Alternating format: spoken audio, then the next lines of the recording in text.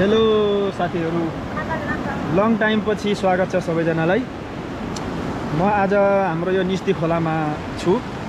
किन छु भन्दाखेरि आज चाहिँ यो 2081 साल 6 महिना 11 गतेको दिन पनि असोजको दशैंको बेलामा पनि यो बाढी आएर हैन यसो कत्रो रहेछ त बाढी भनेर यसो हेर्नलाई आइयो र बाढी चाहिँ राम्रै छ। त्यही भएर पानी चाहिँ फेरि सन्डेसम्म आउँछ भन्ने खबरले चाहिँ त्रसित भएर यसो खोलाको अवस्था बुझ्न आइयो। यहाँ मेरो छेउमा छिन् मेरो बुढी, लभली बुढी। खोला चाहिँ लगभग तीव्र गतिमा बढ्दैछ हैन। अब हेर्न सक्नुहुन्छ। अब तपाईलाई यसो गाउँघरको अपडेटहरू यसो साथीभाइहरूले सुनाऊ भनेर यसो भिडियो कैद गरिहालेछु, माइन्ड नगर्नु होला। यो यतापट्टि हाम्रो फुटबल ग्राउन्ड, यो गेमिङ बार नहुने भए फुटबल ग्राउन्ड चाहिँ लगभग बगरमा पडिन हुन्थ्यो होला हैन। त्यही पनि यो गेमिङले गर्दाखेरि हाम्रो ग्राउन्ड सेफ छ।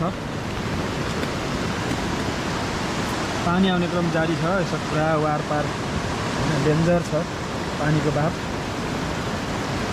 जाउँ मास्तिर जाउँ, सिधै जाने हो कि मास्तिर।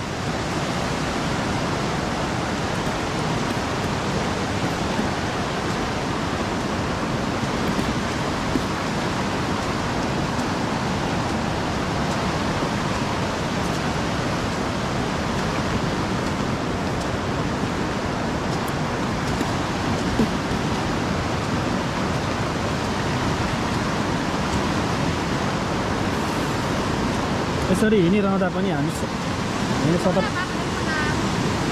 सतर्कता अपनाउनु पर्छ।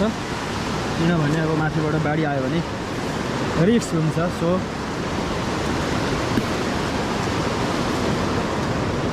माथि पुलबाट पनि हामी देखाउँछौँ भिडियोलाई। हेर्दै रहनु होला, सँगै रहनु होला। Stay tune.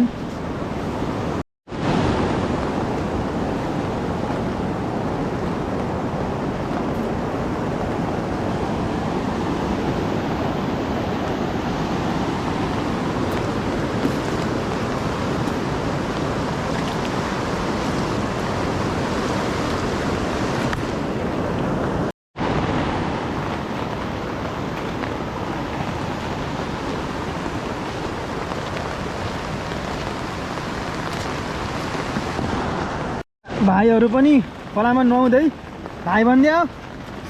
खै हाई भनेको हो।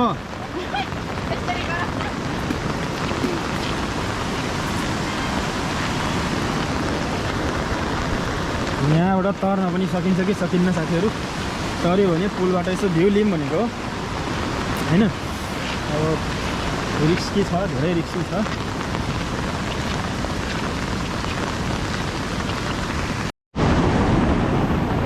खरे खोला पनि यतिको बढेर यहाँ चाहिँ तर्न अलिकति हम्ने हुनेछ। डरै लाग्दछ। लाग्छ तर्न सकिन्छ, तर्ने हो।